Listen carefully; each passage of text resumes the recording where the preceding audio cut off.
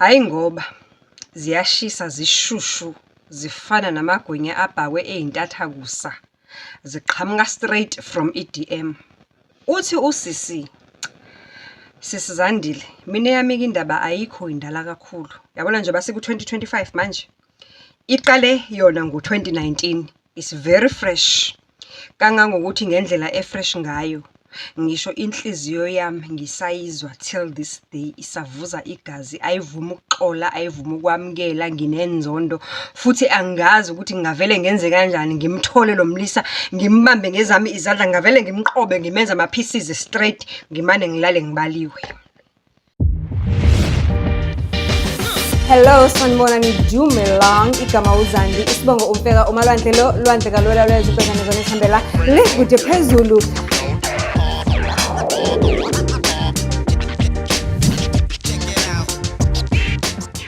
Do join. It's a story time. It's a story time. It's a story time. It's a story time. Yes, story time. Remember ke ukuthi izistory esizikhulumayo ke under this segment of Meaningful Conversations with uZandi Mfeka podcast. Izistory esikhuluma ngazo izistory ezakhayo, ezikhuthazayo, ezisifundisa kabanzi ngempilo. Kanti izistory ke izinto esindlule kuzona mina nawe empilweni eziningi ke eziqhamuka lapha kuma DM. Kanti ke futhi kuzokwenzeka esikhathini esilandelayo sizithole nezistory nje ezinye just for the laughs, just for entertainment purposes sometimes, you know. I've already actually posted one story se-entertainment, right? Ngicela uhambe uyosifuna and tell me what you think about that story. There is a fiction, asenzeka ngakumuntu for real. It's called Umkhonto Wenjabulo. Yeah, it's called Umkhonto Wenjabulo. Go and watch the story. I'm not sure ukuthi sizodlala nini. I think it's like today or sizodlala kusasa. I'm not sure. Go and watch Umkhonto Wenjabulo. That is fictional. That's for just purely for entertainment only. Kodwa ke khumbula ukuthi les engisixoxayo njengamanje siqhamuka sishushu hot from the DMs. Ingakho ngithi le yakho mayibe bukhali ngoba lo wami uactive ngenye indlela. Futhi bobabili lo nalo ba active ngenye indlela ngoba yiba abasebenza umsebenzi onzulu phela ukuthi bahambe bayonilandela lezi story kubanikazi bazo zize kuwena zishisa ze-hot. Ingakho ngizocela ukuthi ungakhohlwa phela ukuthi uvele ulike before uzubuke nje. Just like, subscribe, comment, ngikhuthaze. Ungaweqa ama-adverts mawubuka, ungajoyina ngisho ama-channel memberships. Channel memberships packs are coming along the way very fast and quick, and you'll also have access to our exclusive stories and our exclusive content before time, and on top of that, merchandise and discounts on our events that we do which are educational are also coming. So without a waste of time, nasi story. Uthi usisi wesisandile yaze yayinhle isegment oyiqalile under the podcast yama story times ngoba yey futhi uyabona mina engadlula kona, engazifaka kona. Uyabona mangingathiwa ngihlangana naye lo amlisa ngiyambamba njoba esidlakele emngaka yana nje, ngingavele ngimbambe ngiphelele kena ngibe iqatha ngimqobe abe izicucu kuphele ngaye ngoba into angigila yona namanje inhliziyo yami isaxonsa igazi. Umuntu wesilisa ngimnyenge ngimfuna ngisho ukumbona ngenxa yakhe nje yedwa. Uthi ayikho futhi indala le ndaba ngoba buka nje akupheli ngisho 10 years or 6 years enzakalile. Back in 2019 ngilo muntu ke ophantayo sesisandile ekhaya, ngiphakathi nendawo kunobhuti wami omdala, bese kuba nomfowethu omunye omncane, mina ngiphakathi nendawo, mina ngedwa intombazane. And imagine ukuthi manje ngiyintombazane ngingedwa kanjalo ngiyiqanda ekhaya bangithanda nje. Intombazane ezalwa nabafana will know this. And anginayo baba, so bengizihlelela nje nomama ndawana thizeni engeke ngiyidisclose ke. Lapho besihlala khona ngoba umsebenzi engiwenzayo umsebenzi o-seasonal isikhathi esiningi uhamba nokuthi kwenzakalani nini kephi, so yinto ehamba nomoya, ehamba nama-events, ehamba ne-season. So bekuye ukuthi ke mengabe ku-quiet ngalo ndlela ngakha ekhaya into some kind of a tuck shop egcekeni. Lento le iyazama ukuthi ingibalansise mengabe izikhathi zithe ukubhedabheda kancane, and ngizidrivela nje ibhaki lami ikhosa for ukuthi ngikwazi ukuthutha isitoko ke in and out yabo. So uma akasebenzi kade retire uma sezikhulela akasebenzi, umfana wakithi umncane uyena kuphela osalokhu osafunda isikole. Ubhuti wami omdala ebengahlali nathi at the time kuqala kwenzeka yonke lenyakanyaka le. Uze wabuya ngoba esethi naye Nkosi yami uzozama ukusiza ngoba ebona ukuthi hayibona kukonakala. Uthi Sisandile ngihlangane with this guy. Hlangana naye ejimini isidlakela seNigerian cute yabona elishaya lekhathi le esimple bese lize liyatshima ngishintshe belitrim yabona le mdwebo abayidwebayo lapha kulezi zintshebe zabo mase bezithrimile. Uthi hayi ngihlangana nalo guy, uma ngihlangana naye okokuqala nje nqa into eyenzeka, well ijim ebengihamba akuyona ijim, bengihlala endaweni engelona ilokishi kodwa futhi engesona isuburbs. Nganoma nayibona lezo zindawo ezikanjalo uthola ukuthi engenzela i-example eGoli indawo ethi ayibe kanjalo, angazi noma ngenza iphutha yini, mhlawumbe ngizocorrecta kuma comment section. Indawo ekanjalo eGoli indawo ezifana noNaturena. iNaturena ayilona ilokishi, it's semi suburbs. Anganoma ngenza example right here, mhlawumbe no Eldorado kanje, yeah, Eldos ilokishi indawo ethi ayibe isasabab kodwa futhi ibe nobulokishi kancane. Yabona nje egcwele abantu. Uthi ngihlala endaweni kanjalo ke nefamily yami egcekeni angazibekela le tuck shop. Lo mkhukhu wami wakhula to a point ukuthi asisadayisi kuphela izinto ezasema tuck shop ezidliwa kuphela, size sidayisa ngisho amabhiya, kodwa amabhiya edayisa ekhaya, into eziphuzwa ezidayisa ekhaya zama takeaways nazo futhi zi highly seasonal. Mangabe kusesama abantu bayathenga, the freezer kama iyagcwala, fridge liyagcwala, so nje kuyiloyo nto nje iyakhula lento, ibihamba kahle kakhulu ngisasengedwa. Ngihlangane nomlisa ejimini, is a Nigerian guy. Masihlangana nomlisa ejimini sihlangana yona kukhona la kule area. Angikhulumi ke ngejim mhlambe fancy ke efana no Virgin Active ke Nkosi yami, amajim ama subscription. Ngikhuluma ngejim eownwa nje umuntu endaweni ovele nje athola ispace afaka ijim and then ukhokha, it pay as you go. Ngalolo langa uzojima ufika ushiye lo 100 rand oshiya for lo langa ukuthi uyajima ngalolo langa lengabe 50 rand engabe malini. So indawo kanjalo ke bengijima kuyona. Uthi mangihlangana nomlisa for that very first day, I had sihlanganiswa ukuthi I had a minor accident at the gym.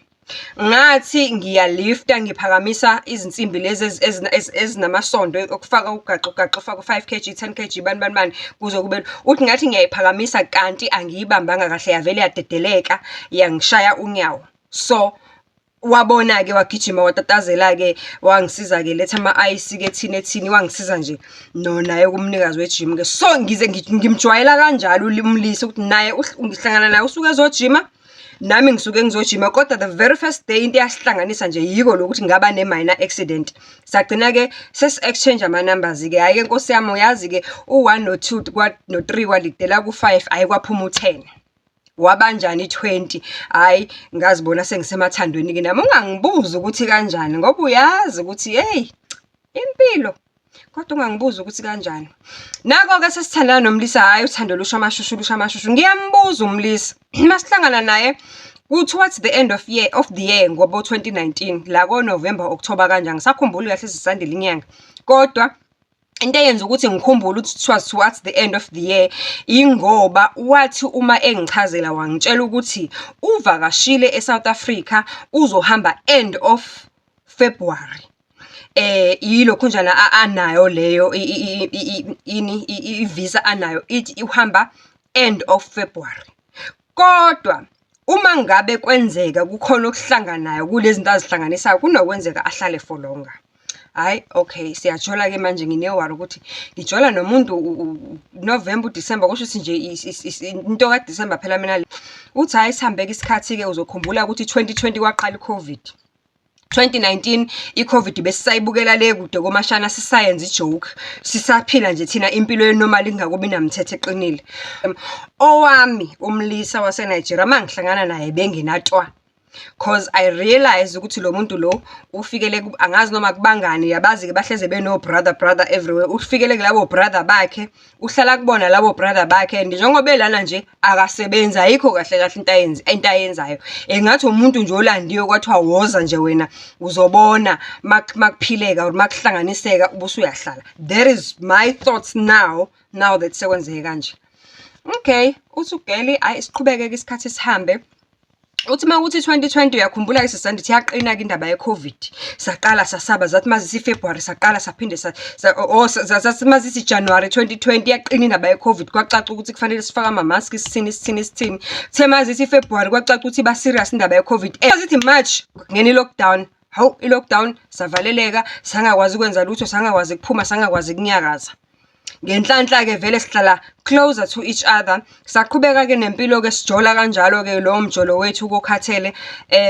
Sahamba isikhathi sisandile, sahamba isikhathi kwaze wafikelela isikhathi la ama lockdown rules eba relaxed nani ngazi ukuthi impilo iqala kabusha khona. Ngase ngiyambuza ke mina phela mina ngoba ngihereza kanje angikwazi ukuba nendoda njengaqondakala ukuthi yenzani day in day out. Ngambuza ukuthi uplan ukwenzani ngempilo yakho. Uthi hayi uyahlanganisa. Kuthe kusenjalo uthando lisavutha kanjalo umlisa vela propose. Awu na. Inhliziyo yami enye ithi mina tanda yena, enye inhliziyo ithi wena tanda yena, tanda ndlala kanje. Hayi uthi hayi inhliziyo ingilahla, uthi uyayazi ukuthi idayisana kanjani. Ivele ingilahla inhliziyo ngawo, ngivele ngiyivume le proposal yakhe, ngiyithathe le ring yakhe ekhathele ngingamazi nokuthi uyithenge ngemali ayithathaphe ngwaphelana, ngiyamazi ukuthi uyaphanta uyabamba uyahlanganisa lapha nalapha, ayikho into ayenzayo kahle kahle la eSouth Africa. Uthi okay fine.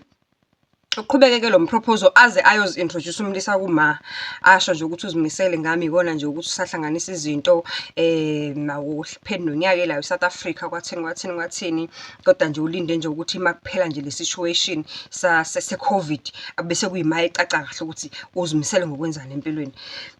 Uthi fast forward sisandile, a long story short, nangempela umlisa wakwazi ukuhlanganisa ngendlela ahlanganisa ngayo. Mina naye sahamba sayoshada Home Affairs, umama wasinika i-consent wathi mangabe ngane yami ukuthi uyathanda, uyabona ukuthi yona into oyifunayo le, who am I to stand between you and your future and nothando wami, mina ngizofa ngelinye ilanga ngikushiye, so akusiza ukuthi ngikunqabele, even though ke nginama reservations wami ke ngalabantu ke bokufika, especially laba base Nigeria.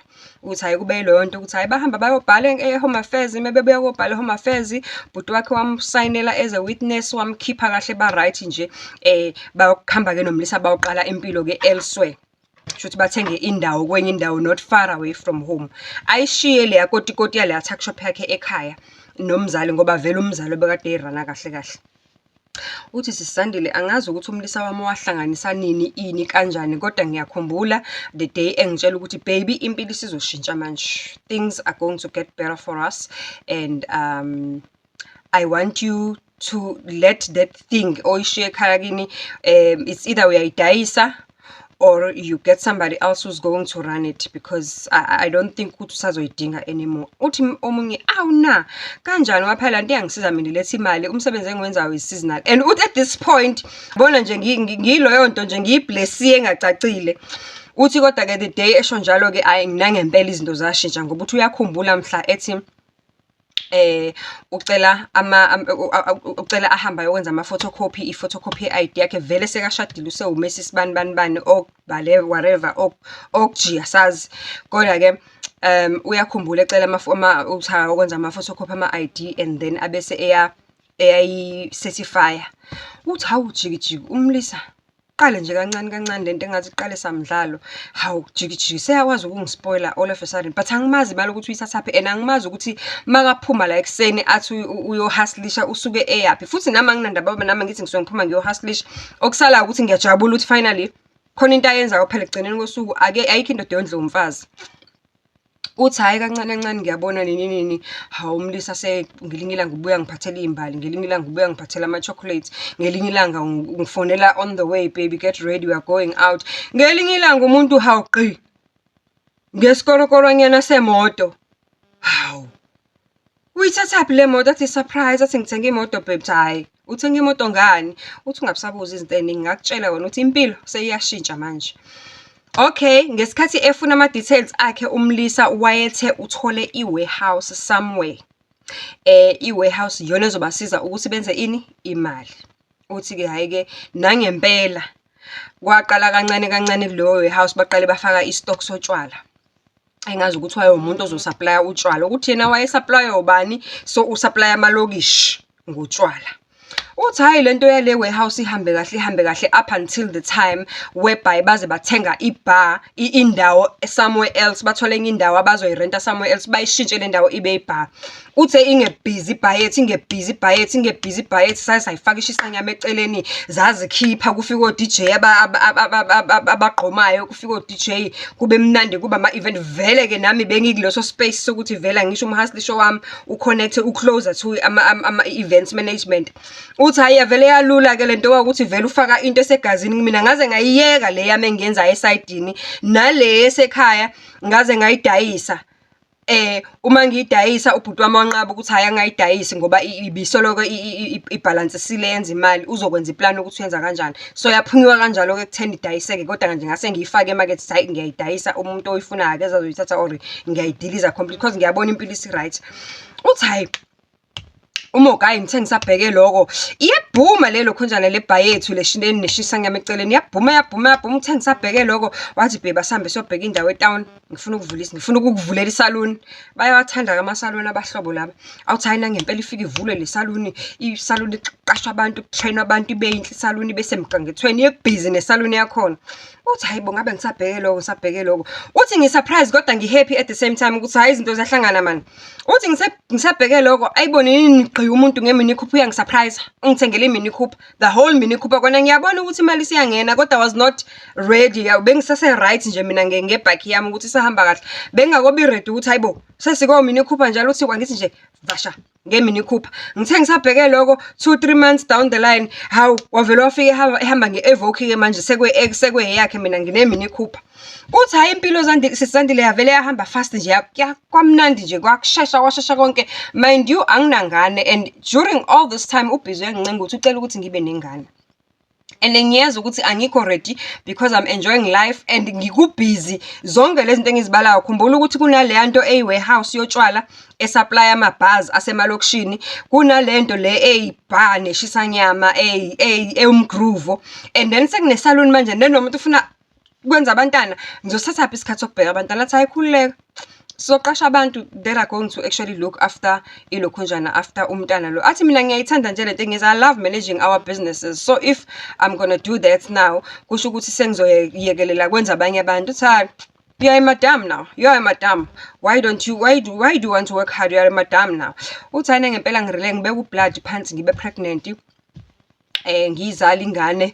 Uthi utotosa ingane yami beyiqanda, ingane yami ihamba ngqovu zamaprema amakhulukazi.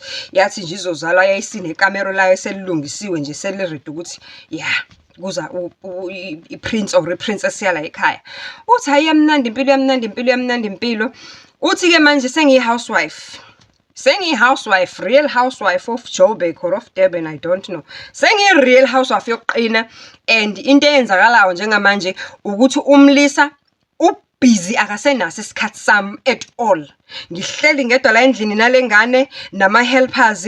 Umlisa akasenaso isikhathi sami, ubuya ngo-2-3 ezintatha. Umlisa ngimbona ubuya ngokuzoshintsha kahle usavela ngene endlini ashintshe uyomanagela ibhizinisi. Kodwa futhi ngiyacomplaina ngoba phela ngiyakuthanda ukunawa, kodwa at the same time I'm not complaining because ngiyabona ukuthi ziningi izinto ezivukayo emaceleni. Nini sekuvule lokhu, nini sekuvule lokhu, nini ningezwa sekuthiwa kwathi kambe sekuyela la sesizoxabana ngakhona. Ngase ngizwe sengathi kukhona ne-scrap yard khona phakathi, sekulungiswa iy'moto, sekathenga iy'moto kuma-auction azithatha uzifaka lapha e-scrap yard zilungiswe zidayiswe. I'm not complaining kodwa I'm complaining, yabona, when you are complaining because awunakiwe, kodwa at the same time you're complaining because awunakiwe, kodwa at the same time you're not complaining because uyabona ukuthi imali iyangena kumnandi and uhleli kamnandi, sekumnandi, sekuyathofozela, sekuyi-soft life.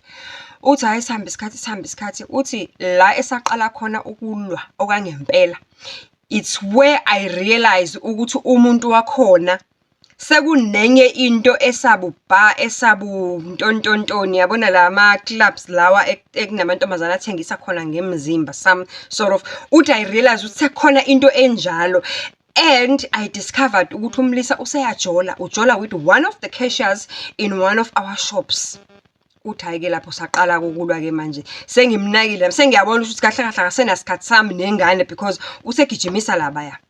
Uthi hayi iqhubeke lento yakhe yamantombazane ukuthi ngilwe nale kuphumele, ngilwe nale kuqhamukele, ngilwe nale. Uthi hayi uMlisa ubhizi nje namantombazane, ubhizi nje namantombazane. Uthi hayi kufike la engikhathala khona ngoba uthi kukhona la esalwa khona physical sabambana ngezandla. Kwaze kwacishe kwalimala ingane la ngabona khona ukuthi hayi angathi akuyona ke impilo engifuna ukuyiphila le. Uthi waduba wahamba wayekhaya kubo, wafika ekhaya kubo, wafika wabuya kuMlisa wazomncenga, waxolisa wabuya wahamba waphindela kwakhe. Uthi ke mesephindele kwakhe kanjalo ke baqhubeka ke bahlala ke waxolisa wathi ngeke sayenza lento yaxolisa nya. Uthi akuphelanga inyanga ezingakho sisizandile. Angingakhohlwa ukukutshela njalo ukuthi njengoba aqala ethenga imoto eziwu2 ngithi si10 bekune Mini Cooper kwalandela iEvoque. Uthi akuphelanga ke lapho kuthengwa kwezimoto, uthi kwakuyimoto after imoto, kuyimoto kube business, kuyimoto kube business. Now it's even worse because angithi sekukhona lela business nyana lela le scrap yard la uyahamba yozithenga izimoto kwi-auction cash azifake scrap yard zilungiswe 1 2 ipanel beat imoto ihambe idayiswe cash. So naye ngapha uMlisa akaqedile ukuthenga ezabo izimoto ke manje. So seziningi imoto la egcekeni. Uthi ngiloyo nto nje ngisho noma ngifika ngasekhaya ngiloyo nto ene Mini Cooper yokuthenga isinkwa, ene Evoque yokuyoshopha, ene double cap yabona nje ngilo muntu nje othi mengabe ngiphuma ngiye endaweni ethile ngiqale ngicabange kaningi ukuthi piki minimo, which keys am I taking, which car am I driving today. Nangasekhaya uthi nje ayi abantu bayancoma noma uyabona ukuthi hayibo Nkosi yami yazi bangamthembi lo muntu wakho nje efika la kwakuphashile Nkosi yami kubukeka kunopholo kungena imali. Hayi ngiyayibona impilo nayihlanganisa uyaphila impela ke manje niphathane kahle abantu abami. Umama nje soloke encourage ukuphathana kahle, soloke encourage ukuphathana kahle. Naye futhi lo Mlisa mefikile ekhaya kuyacaca ukuthi uvela afike nje nge double cap ngqovu yemoto enkulu avela adilize owuliza, adilize izinto ezimnandi, adilize oplastic abagcwele imfomfomu zama jacket eintontoni ezi expensive zikamano nobhuti wami lo mncane ongilamayo. Uthi hayi kumnandi kuhle konke umntana manje uyakhula nomntana osela ku 2.5. Uthi labalinye ilanga sesizandile la engamuzwa khona ekhuluma nomuntu wesifazane efonini and inkulumo ayizange ingidide ngoba ngase ngiqala ukuyi-understand language yabo. Remember ukuthi nawo sekuyohlangana close to 3 4 4 years sindawo sengiyaqala ukuyicosha ilanguage makakhuluma nabantu bakubo ngoba labantu bakubo phela bayafona ngithi. Uthi ngiyamuzwa lo muntu uthi uyathanda lo muntu lo ukhuluma nomuntu wesifazane and uyamthembisa ukuthi sekuyalunga akabekezele kancane. Uthi ngangihlale kamnandi lenkulumo angazi ukuthi ngizothi mangimconfronta ngizomconfronta ngithi ngizweni eqalekephi ngoba phela lo muntu ongale bengingamuza ukuthi uthini uyena nje kuphela engimzwile and la ebekhuluma khona ebekhuluma engaphakathi e-study room sabo ebezitshela ukuthi usisi akekho uphumile kanti usisi uphumile wakhohlwa something wabuyela lo eseke kule call wasekwenzeka nje yabona nje lo call leyo nto nje ekubuyisayo kanti khona uNkulunkulu athi kufanele uyizwe. Uthi hayi khululeka sekuzolunga bekezela, just give me a couple of months. Uthi ingamhlali kahle lenkulumo. Lo ubani lekuthiwa kabekezele, kuthiwa kabekezelele in and futhi ngendlela lo muntu ebekakhuluma ngayo he was speaking so soft spoken like he's speaking to umuntu wesifazane amthandayo and I know the tone ukuthi nami that is the tone engiyitholayo in our pillow talks. Uthi hayi kodwa kungabe ukuthi ke nginendlela yomconfront ngoba angazi ukuthi bekukhulunywa ngani egcineni kosuku. Uthi okay fine. Uthi the last straw uthi fine ngayiyeka kanjalo ke le ngoba angina proof ayikho futhi into engizoyiconfront. Uthi the last straw uthi akuphelanga isikhathi esingakanani mhlambe awuphelanga u6 months le call iloku inkeneneze ezindlebeni zami. Uthi labalunye usuku sesizandile ngathi ngiyabuya endlini. Ngathi ngiyabuya endlini kunamangakanani amabhaki netruck eminyango. Khumbula ukuthi kade mina ngagcina ukuya ezitolo la ekusetshenzelwa khona sengidla imali nje sengumedem ngienjoy imali. kade ngagcina ukuya ema-truck ey'tolo lapha la ekusetshenzwa khona. Uyena oserana yonke lento, kunabasebenzi, even though silwa ngokuthi ujola nabasebenzi, kodwa anginandaba because mina ngidla life ngo-golden spoon mos. Yini ezongikhathaza? Uthi ngafika nje emnyango kugcwele amabhakhi nengqovungqovu ye-truck. Iminyango yonke ivulwe gengelezi. Umlisi umile uyakhomba kunabantu laba yabona labantu lawo Bidal sami iy'nkampani ey'nkulu ezithatha impahla ezenza ama-moves mawufuna nje ukuthutha uye noma ikephi ezikuthuthelayo. Uthi uyakhomba lapha this that labantu bayaqoqa ngapha bafake emabhokisini, bayarepha, bayajikijela, bayafaka. Ngibuye ekhaya ngihamba nengane, bayaqoqa bayafaka etruckini, bayaqoqa bayafaka etruckini. And uthi to my realization ukuthi there is a truck engihlangane nayo mangingena kwi-driveway kwi-complex yethu, there was a truck that was coming out engiphambane nayo egcwele mfi. Angizange nginaka ukuthi bekuyi-truck ebeyithene beyiyaphi, kodwa it was coming from the direction of our house number. Uthi hey, ngathuka ngoma, uthi hayibo kwenzakalani kwami, what is going on? Uthi ngaya sengiflya ngigijima ngiyongena endlini ngifuna ukuyobona ukuthi kwenzakalani. Uthi nje usingathi mangifika wathi uMlisa, I'm moving to UK. Uthi ngathi I'm moving to UK. I've already sold some of the stuff. Namanye amabhizinisi engathi asedayisiwe and whatsoever. I've already sold some of the stuff. Apparently into eyayiseyisele kwase kuyi-warehouse le enotshwala ebudiliva kwezinye izindawo. Uthi hey, ikhanda lazula ikhanda. Wathi nje umuntu, my wife needs some of these things and half of them I'm going to sell them because I cannot take all of them with me. But some of these things my brothers is going to keep for me until I find a way to take them home. I'm moving to UK next week and thank you so much. It's been lovely having you in my life. Hey bo. Kahleni bo. Kanjalo nje. Uthi hey, ngasangana ngafonela ubhuti ekhaya ngathi nje hey kuyonakala phuthuma. Uthi ubhuti wahlanganisa zakho wathi ukujwayela kabi lo sathane.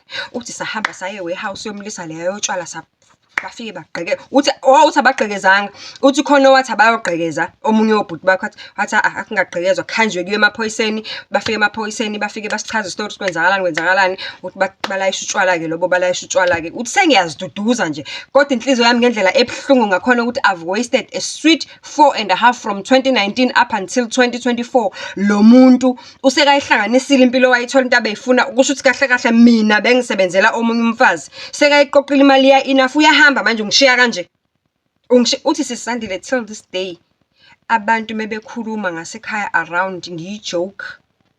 Kwenziwa ngami example ngakhaya i-Nigerian ngalibuilda ngaba uBob the builder, ngafika ngalihlangana nalo lingenalutho lasebenzisa amaphepha ami lathola amalokhunjana amaphepha wenza ibhizinisi mase lithola wenza amaphepha kwenza iphepha amabhizinisi lenza imali langilaxaza.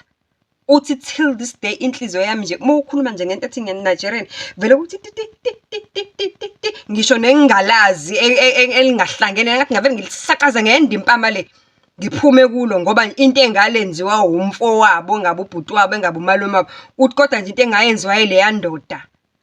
Ngisho namagwaba echobana angeke ngawaxoxela ngoba ekhaya ayovela ngihleke kwasana ukuthi for sweet 4.5 years ngihleli nomuntu wesilisa ngimzamile ngamakha kanti ngakhela omunye umfazi. Those are Nigerians for you. Kodwa ke nabantu besilisa nje abangesibona ama-Nigerians uma uzoba uBob the builder angifuni ukusho lutho. They will kiss you goodbye bathi sengibongile usebenzile ntombazane. Asibonane story esilandelayo. From me to you, love and peace. Keep those stories coming. My DMs are open. I love you.